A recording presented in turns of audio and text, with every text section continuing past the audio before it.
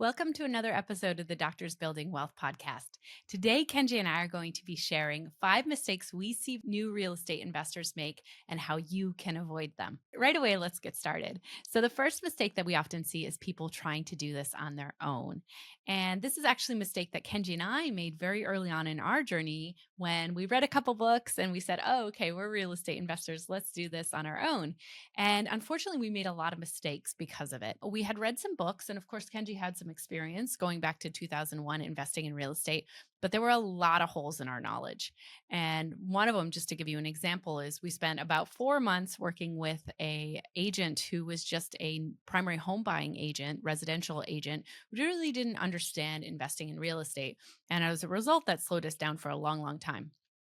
Yeah, I think one of the challenges of doing it on your own is you're piecing together information from all these different sources. You don't really know what's reliable. You don't really know if a particular strategy really works. And so you don't really have anything that pulls it all together. It's not cohesive. If you get a new piece of information, you don't really know where it fits into the whole picture. And I think that could be really challenging. This is especially the case if you are not a person who makes decisions very quickly. I think back, we read a book on asset protection and we were just like, oh, okay, we'll just go with this asset protection plan. And we just moved forward, which was lucky because we really are decision makers. But if we hadn't been able to make decisions, I think that we would have probably looked at like 15 other different books on asset protection and spent a lot of time thinking about it. And I think that's probably the norm of what people do. They want to have all the information before they make decisions, especially us who are physicians and maybe, thinking about risks and wanting to avoid making mistakes and maybe a little perfectionist even. Then we, have a tendency to not make decisions because we don't have all the information. That can really slow you down. Yeah, just to give you another example for asset protection, one of the mistakes we made was listing myself as the organizer. And if you don't know what this means, what it means is that you lose your anonymity protection if you list yourself as the organizer. What you want to do is you want to hire somebody to be the organizer of that LLC in Wyoming. And this unfortunately wasn't written in the book. So we didn't really know this. And maybe we made a decision and I rushed forward without really researching it in detail. And so I think that's the other problem is that if you're doing it on your own, there are going to be things that you don't know. There are going to be blind spots. And that's what that was. It was a blind spot. It was a gap in my knowledge. And somebody who is more experienced would have known that. And there are so many examples like this. This is just one small example, but there's so many examples, so many potential places where you can make mistakes. And that's the reason why it helps so much to have somebody who is experienced, who's done this before, who can kind of tell you, okay, where all the mines are in the minefield, so you can avoid those mistakes. I think another mistake that is tied to that we often see people make is they don't know it's possible. So in real estate investing, we have something called a cash and cash calculator, which is part of how you assess whether or not a deal is a good deal. And what you're really looking at with a cash and cash calculator is it going to cash flow after all expenses? Am I going to make money every single month? Well, if you're doing it on your own and you don't have any comparison, you actually don't know what's possible with that cash and cash calculator. And you miss a lot of the ideas of how to increase cash and cash calculations as well. And I think one of the things that's really been phenomenal about having the semi retired MD community now, going back since 2019, really, is to see all the different markets that people invest in, see all the different cash and cashes that they're doing. You can compare cash and cashes in different markets across the country and then also see how they're forcing appreciation, how they're adding additional cash flow to those properties. And so many ideas have come out of seeing what other people are doing. Whereas when you're doing it on your own without a community, you don't have that opportunity to see lots and lots of deals. Number one, see lots of deals in lots of different places. And then also to see how people are making their deals even better and get those ideas from others. Yeah, I think the other thing is team members and not really knowing what is a good team member versus what is a bad team member. And I remember we worked with a number of different agents and we got we actually work with a pretty wide range. Leti described the working with a residential agent who was not an investor agent, who didn't know about investment properties and how to buy duplexes and fourplexes. And so that was clearly somebody who was not a very good team member for us. Even though they were great as a residential agent, they weren't great as an investor agent. But then the other thing is like property management or contractors, you don't really know or have standards of like what is really good and what is a bad contractor, let's say. And so I think that's the other thing that helps is that when you have somebody who's worked with different property managers, contractors, investor agents, then they know like what you should be looking for, what defines a really good team member versus a bad one. And I think those are some other things that would be really helpful if you have some other people around you. You're gonna know these things. Yeah, it's really defining the cultural norms for what a contractor should be like. You know, should you have a contract with your contractor? Should you pay them in tranches? Should they show up and do an inspection for you for free? Right, those kind of things that you get a sense of the cultural norms of what to expect from each of your team member that you get when you're in a community and you get to see what other people are doing with their contractors and their agents and things like that. I think that's super, super valuable for Yeah, sure. yeah. Another thing is negotiations, right? So we found there were some agents who were so good at negotiations, and then others who weren't very good at all. And so that's something that we learned with trial and error and working with multiple different agents. And if somebody could save you that time of just working directly with somebody who is a good negotiator, negotiations is a great way to get those really good deals. That's how you get those discounted properties. And so again, just another example of something that you may not know if you were just learning this from a book or maybe a podcast. So the alternative to all this, which Kenji mentioned already, is working where you have a community and ideally a mentor who's done what you want to do exactly so you can just follow in their footsteps. And this is what we've since we did all this, since we built our real estate portfolio, we've done this where we go out and we get mentors for anything new we want to learn. And ideally we put ourselves in a community of people doing the same thing so we can get those ideas, we can understand those cultural norms, and we can see our blind spots because other people are showing them to us, or other people are showing us where those landmines are along the way. Now, this all brings us naturally into number two, which is trusting others to make decisions for you. And this one is one that we see very, very commonly in newer real estate investors. And they have assembled their team. You know, they have their property manager, they have their contractor, they have their real estate agent or two or three, and they kind of abdicate decision making responsibility, and they're like, well, my agent says this, and so I'm just going to take it and say and run with it. And what they're missing is to really triangulate data. So this is a big one for us that we really encourage people in our community to do, which is trust but verify. You know, get one team member's assessment of what the case is, but then go and get other assessments from other team members. And then, of course, do the legwork yourself. There's no substitute for actually looking yourself and seeing what you think things are and interpreting the data yourself, because you're a very smart, capable individual. And sometimes you will see the things that other people are missing on your team. Yeah, and I'll give you just a concrete example here. Early in our journey, we were looking at a 16 unit property. And I remember the agent was like, this is a great deal. Here are the rents, and this is what the deal analysis shows. And so this is a really great deal. And I remember now if we just abdicated responsibility to the agent, we said, okay, we're just going to trust your numbers. Then we would have ended up actually with a bad deal. What we ended up doing was we said, the rents, I'm not sure if I really believe that. So let's go check to make sure that the rents are truly what the agent said it was going to be. And we actually checked with a number of different property managers to find out that there was actually a pretty broad range of what the property managers thought this could rent for. And some of it was way, way lower than what the agent thought. And so if we had bought it, then we could have been stuck with a property that had much lower rents than was projected, and then we wouldn't have cash flowed on the property. And so that's just a clear example of where you need to take responsibility of the deal analysis. You need to verify that the rents are going to be what the agent says it's going to be.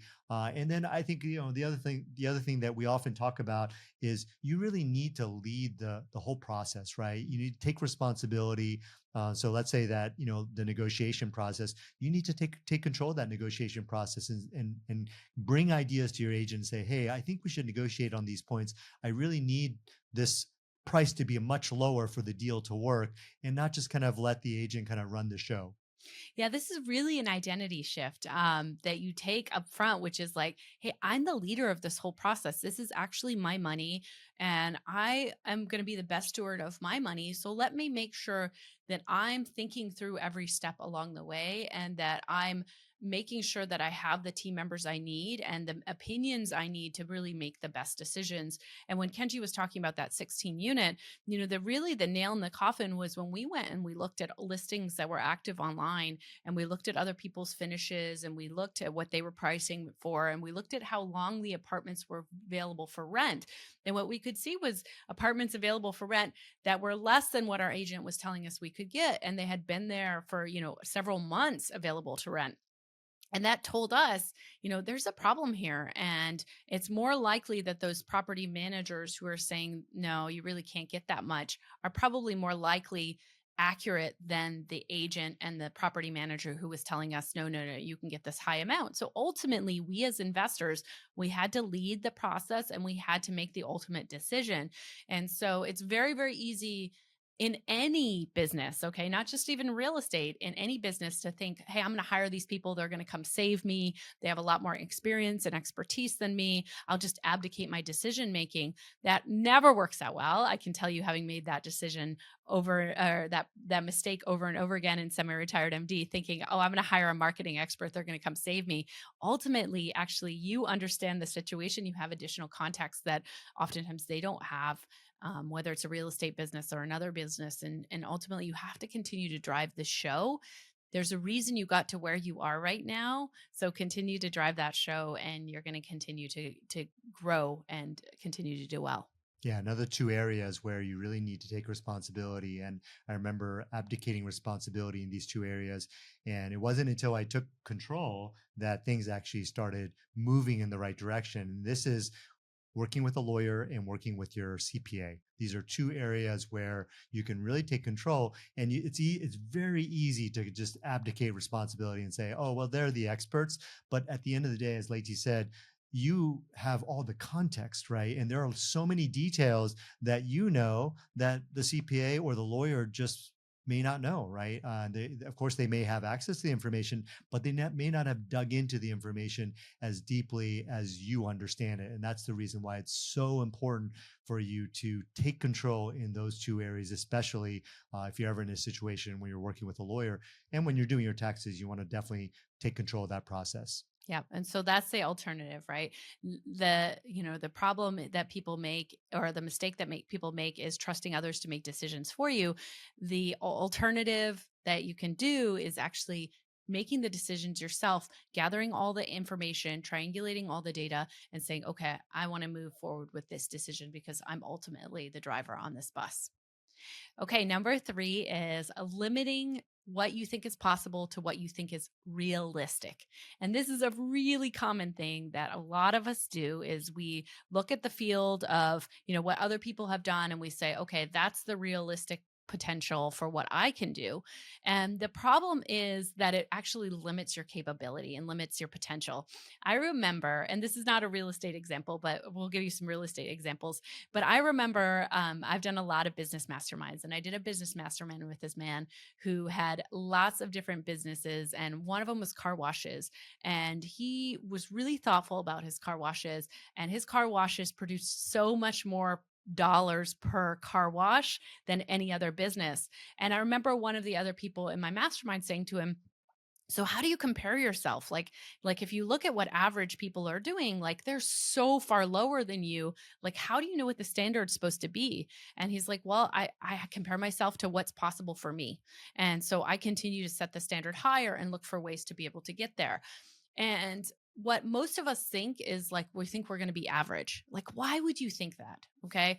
listeners of this podcast, you are not average, right? You're here learning about this. You have probably already gone to some professional school. You have learned to set goals. You've been learned to achieve them. You've jumped through a lot of hoops. You are not average, right? So why would you assume that you're going to do what the average investor does, who probably has no education in real estate investing either? If you've taken Zero to Freedom, our course, you are way above average in real estate investing alone. Then you add in the fact that you can reason and you have great resourcefulness and you've made it through tough times. I mean, you are not average. So why would you assume that that's the norm? Yeah, I agree. When you arm doctors and high income earners who've gone through college and grad school, and then you arm them with real estate knowledge, it's incredible what they can do with that knowledge. And so oftentimes in our community, they people are far above average. And so a great example, a real estate example, is short-term rentals. And so what a lot of people will do is they'll look at let's say AirDNA, which is a data source for short-term rentals and gives you what you should expect for rates and also occupancy rates. And so what people will do is they'll look at the average and then they'll put those numbers in their calculator. And so what they're basically saying is that, all right, I'm doing the numbers assuming that my property is going to perform at the average amount. And the problem is that, well, why would you do that? Like if you aim higher, if you aim for your property to be in the, let's say, the 90th percentile, then you can achieve that, right? Again, if you set a standard of like, okay, I'm gonna perform average, then that's what you're going to achieve. In long-term rentals, this is one of the things that really drives me crazy, that people throw out these numbers like, okay, you can make $100 per unit or per door per month, right? That's what a lot of people target, that number, which is a very, very small amount of cash flow. And when people throw this out, people go, okay, well, I need to aim for $100 per door per month. And what happens? They actually achieve that, right? And the problem is they don't actually achieve above that. They achieve exactly that, and that's kind of one of the things we talk about in our course, is that what you really want to do is you don't want to just aim for $100 per door per month, right? You want to aim for way higher than that. And the great thing is there's so many great examples of people doing far beyond that, that it makes it easy for them to go, okay, well, I'm not going to settle for $100. I'm going to settle for way more. Yeah, one of my mentors says, choose extraordinary or ordinary chooses you. And that's that idea of not accepting mediocrity, and aiming for more. And of course, when you're running your cash and cash numbers for your short term rental, you can do that low case scenario, which is you perform average. But be looking and spend most of your time looking at how do you perform way above average? How can you be that 90th percentile and above? Because you're absolutely capable of it. But if you don't spend a lot of your energy and time looking at where you want to go, you are just going to end up choosing to be average and doing what everyone else is doing.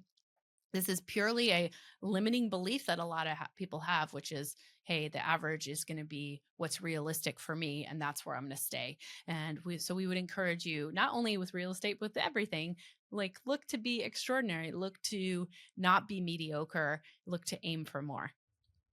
Okay, the next one is buying liabilities and not assets. So, what's a liability and what's an asset? So, a liability is something that costs you money to support. So, a liability would be like if in real estate you bought a piece of land, it didn't have any cash flow coming out of it, and you supported it every month, right? You paid for your property taxes, you paid for the HOA, you paid for insurance. That's a liability. Yes, maybe down the road it'll turn into an asset. Maybe down the road you can build on it. But while you got it like that, it's a liability. An asset's something that makes you money every single month. So buying a rental property, a 10 unit, maybe it's got 5 units rented, even that's a liability because an asset because it's bringing in some cash flow every single month. And so what mistake people make is they're like, betting on appreciation and they're buying a property and they're like, yeah, I know it doesn't cash flow right now, or yeah, I know it's going to be a little bit negative cash flow, but down the road, I'm going to be able to sell it for so much money. And the presumption is that things are going to continue to go up. But that's not always the case. Real estate market, like any other market, has its cycles, and sometimes things go up and sometimes things go down, and that's the valuation can change, and you don't ultimately have any control over the valuation of what's happening in the market. You have control over the valuation of what's happening to the individual property if you take some actions to increase income and decrease expenses. But in market, you don't have control, and as a result, you are buying something that actually costs you money to support, but you're hoping that someday it's going to go up, but you can't control it. Yeah, and I think this is something that somebody who may not have experience investing through recessions may not know. I've invested through multiple recessions. I've seen those property values drop, and this is when you acutely realize how important it is to make sure that your properties are generating income.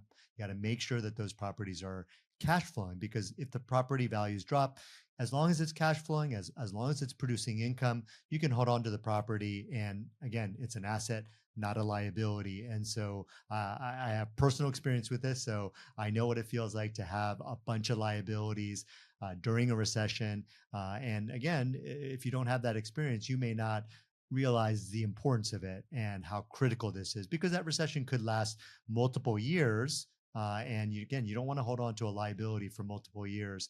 That's a lot of money out of your pocket. That's a lot of money that you need to support those properties, to make sure that you hold on to them until you can sell it at some point in the future. Now, sometimes people buy liabilities, not assets, because they didn't even know it's possible to buy an asset.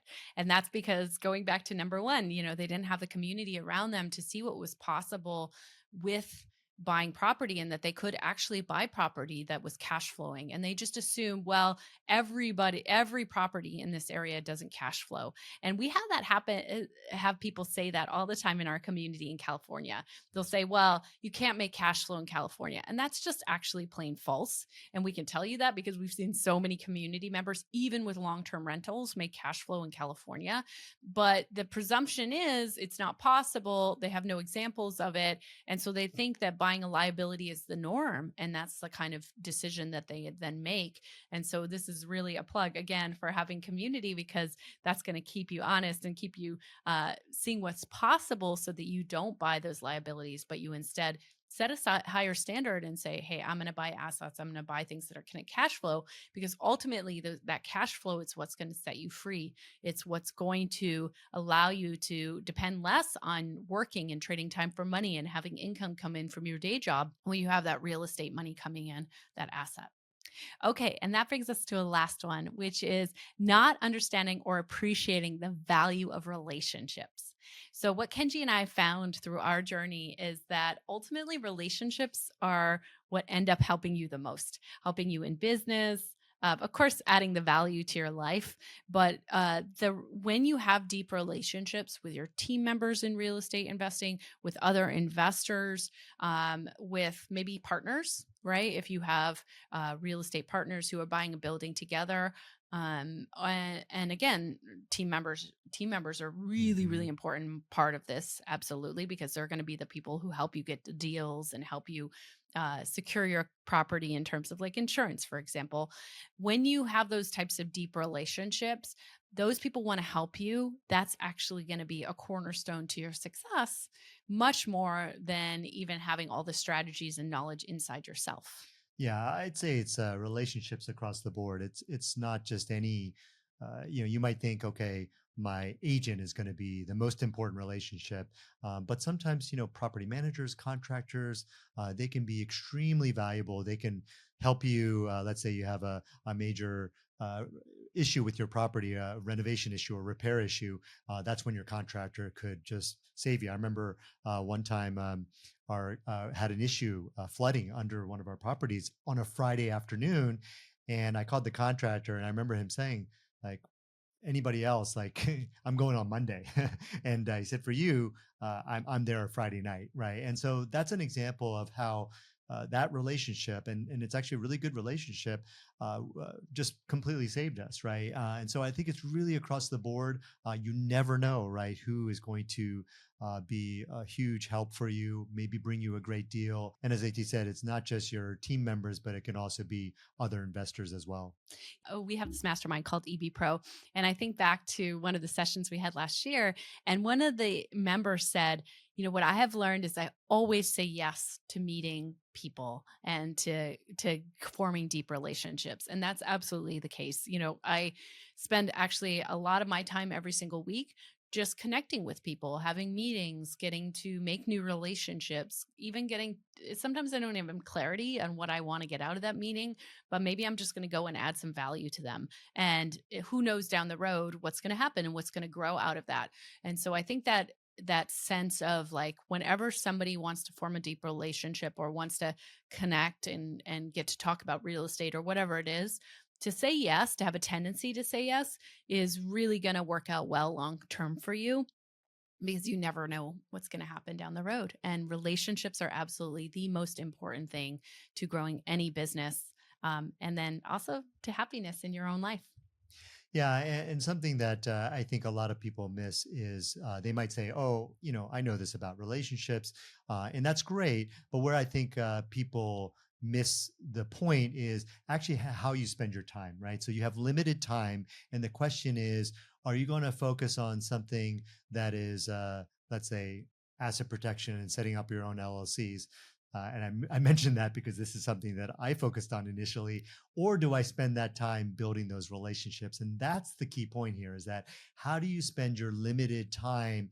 Do you spend it on things like things that are not relationship based, or are you going to focus on relationships? And this is kind of what we're talking about is that you want to think about everything that you're doing and how you're spending your time and whether or not you are prioritizing spending that time building relationships, or are you spending on time on things that are not building relationships? And again, doesn't mean that you don't spend time on things that aren't building relationships. There are some critical tasks that you absolutely have to take care of yourself.